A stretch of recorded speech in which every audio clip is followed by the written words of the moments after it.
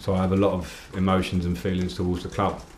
I'm also a very practical person, you know, and when you become a manager, you understand that you don't manage your own club, the club that you say is your club forever. And obviously I've been on a different path since I left Chelsea.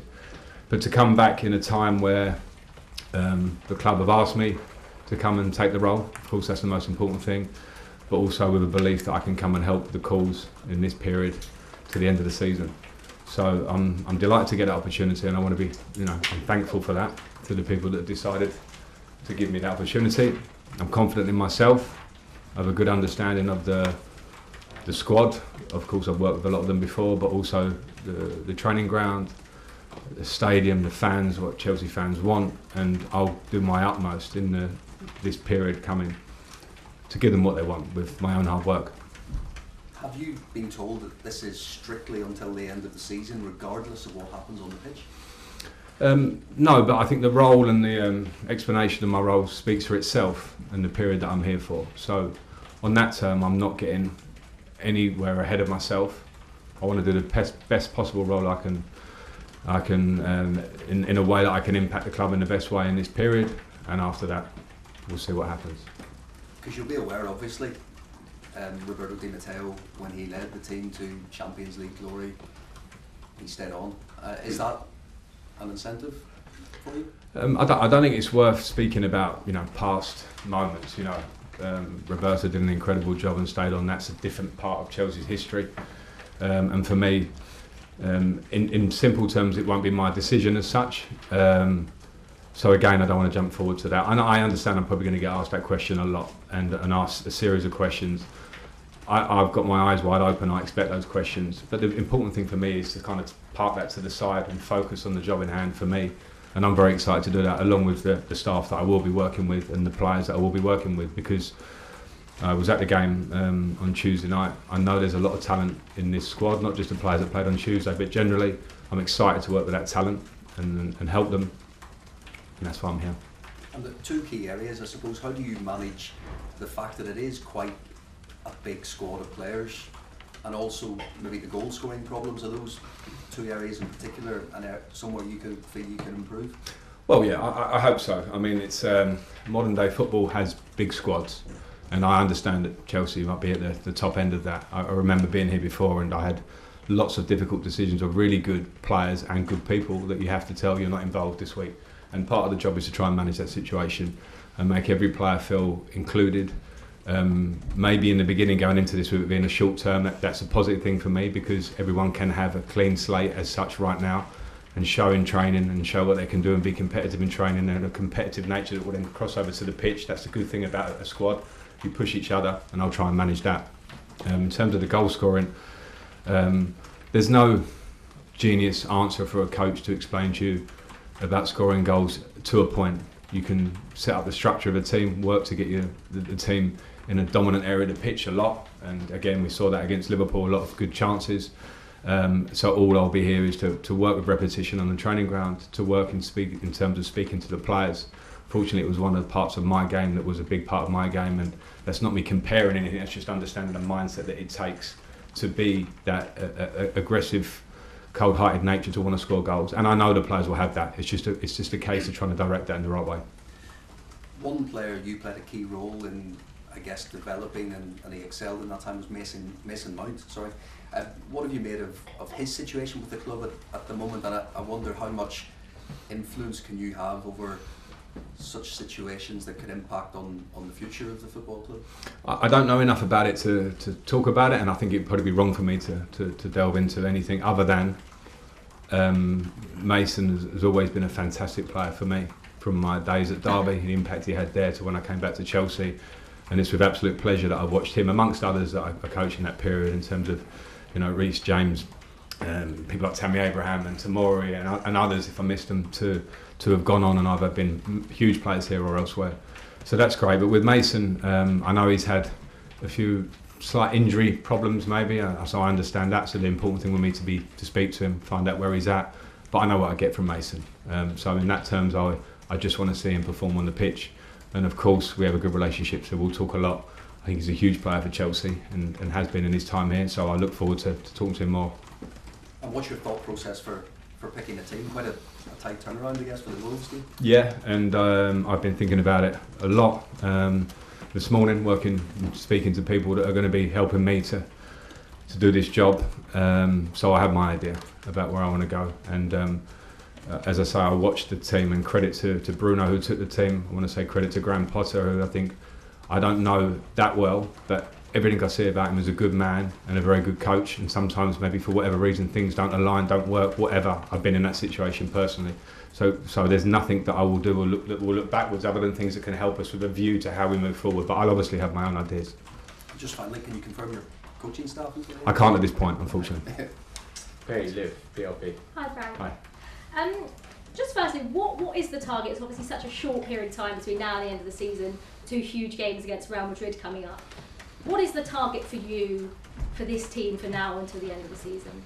I think to attempt to install the highest level of confidence I can with the group, for them to exert and show a level of passion of playing for Chelsea and an urgency and energy in their game. I think those are sort of like principles that I really want to talk to the players about. And in terms of targets, we want to win as many games as we can. It's the simplest answer you're going to get. It's more complicated than that. But at the same time, I think there are big games ahead of us, and every game is hard. Premier League's hard, Champions League of course is hard. But we have to have a belief in the players we have in this squad. I've got a huge belief in them from the outside, and I'll tell them that today. And so it's how can we take that in the right direction, and then of course we want to win games. Obviously when you got let go a couple of years ago, you sort of got Chelsea through the group stages of the Champions League and didn't get the chance to take them in the knockout stages. So do you feel like now this is your chance to have that experience of managing Chelsea in the knockout stages of the Champions League? Well, it's certainly a chance with the 2 games we have coming up. I'm not naive. Real Madrid is a huge football club, obviously the current Champions League winners, so a fantastic team. So I'm not going to sit here and make all these crazy talk about that, and then what might be in that difficult semi-final that maybe after that and a final, that's far away, and my job is to go step by step. But of course, having played a part and coached in the Champions League here for 2 years, the first year we were here where we got through the group and lost at Bayern Munich, the second year where we got through the group well, and of course I left and the club went on to a fantastic achievement. So those things are sort of in the past for me, but of course I'm excited to be in fighting in that competition again, because it's the best. And you mentioned the fans and how important the fans are. Do you have a message for the Chelsea fans out there? Because I know obviously a lot of them will be very delighted that you're back at the club managing for a second time. So do you have a message for them? Well, I'm very thankful for the ones that are delighted. If there are some that are not delighted, they can know that I will work my utmost to get the team to where I want it to be and give them a team that they're proud of.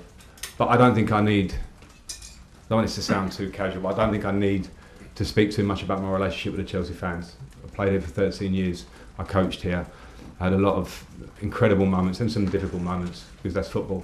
But from the moment I joined this club many years ago, I can't even remember the year almost, they've been a huge support to me, and I'm forever thankful for that. So if I can be here, if I can help this club, and we can come together and we can fill those days at Stamford Bridge and nights at Stamford Bridge and feel an energy in this period of the season, then that's what I'm here to try and do. And just finally, I know it's obviously looking ahead because obviously you've got Wolves and Real Madrid before the Brighton game, but what's it going to be like for you again stepping out at Stamford Bridge now? Really exciting, really exciting. I was there on Tuesday night, and it's the first time I've been back since I left the club previously, and it was for different reasons, but it was an amazing buzz to be back at Stamford Bridge. My seat will be slightly different against Brighton, but at the same time I can't take away the basic feeling of excitement inside for that, and I'll be very proud. I'm proud to manage this club. It's something that I don't have to harp on about too much, but I look forward to the opportunity. Thank you. Okay, move on to John, BBC. Hi Frank, how are you? Hi, good, thanks. Can you explain how it all came about, when you got the phone call? Was it a surprise when you got the call? Of course a surprise in terms of, you never know a decision the club is going to make. There's been lots of change in the Premier League this year, and of course you're aware of that, and I've been particularly enjoying my period of time at home. It's one of the things as a manager and coach where the game can be fluid at times, that when you get periods to be at home, you can really throw yourself into your family and my children and my wife, etc., and things I had to probably put to the side by being up in Everton for a year. So that was a surprise because I've been pretty happy in that position. But when I spoke to Paul and Lawrence in the last 24 to 48 hours, and they put forward what this is now and what it's ended up being, it was obviously for me, as I said in the beginning, a decision that was not simple. Chelsea Football Club can't be a simple decision. You have to take things into account personally, what it means to your heart and what it means to your head. But that decision I've obviously came to. And you've obviously had some big challenges already in your managerial career, but how big a challenge is this one? Especially, you've got 5 days, 6 days to try and prepare a team for Real Madrid. Yeah, it's a big challenge, but aren't they all? And that's not just my own world of coming to Chelsea at the first time with a lot of young players in the transfer ban, Everton, everyone saw. That's my story. Every manager will have that story. Everything's a challenge. We're seeing how the Premier League is, so I have complete sympathy for all managers that maybe lose jobs and move on, and also congratulations to managers that have success, because I know the work. So I'm ready just to put my work into this challenge that's in front of me and take it day by day. I've got a clear idea of what I want to do in this period. But the biggest thing for me now is to be able to speak to the players and to feel them out on the grass and try and impact them. Are you surprised where Chelsea are at the moment, 11th in the Premier League, given that you've spoken about the squad and the quality that is in the squad? I don't think football can surprise you really like that. Personally, I think because it's such a competitive league, I don't think it's my position to comment on the whys and the hows that the club is where it is now. It's my position to try and find the right energy, the right results to try and move us into a more positive direction. Because this is Chelsea Football Club. We know we don't want to be in the 11th position, but the reality is that where we are, there's been change, there's been transition, there's been change in the squad. We have, I think there's mentioned before, a lot of talent in this squad. And it's very clear and very obvious, and you look at stories around the Premier League and its history, those things take a bit of time, and everyone will try and work in the right direction. So I think some things have to be understandable, but some things you want to get there quickly because you want to work and make it show. So if I can play my part in that, then great. Well, good luck. Enjoy it. Thank you. Okay, we're going to have 2 more for this section, starting with Jerry Haters. Frank, Hi, Jerry. welcome back. Thank you. Hand on heart, do you think, when you left 2 years ago, did you ever think you'd be back in that seat? And is there an element of unfinished business on your behalf? I didn't think I'd never be in this seat. I'm a confident person. I want to work hard. I understand the game, and this club obviously I have a big connection with. But if I'm honest, it wasn't my thought one day I'll be back as Chelsea manager, because my job is to be as good a manager as I can be. I can't. It would be useless to sit there and think about what might be down the line. So it wasn't at the first part of my mind. No, in terms of unfinished business, I don't quite see it like that. I was here for that period of time. I look back on it with really good feelings about the positives, and when I reflected all the things, I think maybe I could have done that a little bit better. I think most managers will be the same. And now I'm here in a different period, a different era, and I just want to do as well as I can. So it doesn't. That unfinished business sounds a little bit Hollywood. It's like you're looking for a great line. I want to work, and of course I want to help this club as much as I can. Okay, we're going to finish with Sam. Hey Frank. Hi Simon, how are you? I'm good. I just wondered, because you were a player when interims came in, like Roberto, Gus, and they made a big impact. Have you learned? Is there anything you can take from what you experienced as a player from them that you can tell the players yourself as a coach now that you're an interim too, that will help? Yeah, maybe, because I think I've got real fond and good memories of both the managers you mentioned. And we had some more, I think, but in terms of the success that I personally felt under Robbie, which is obviously the Champions League, I saw how he affected the group and the personal relationships that he had, and obviously the football instincts that he had. And in Gus's own way, similarly, he had great personal touch, he had a great football brain.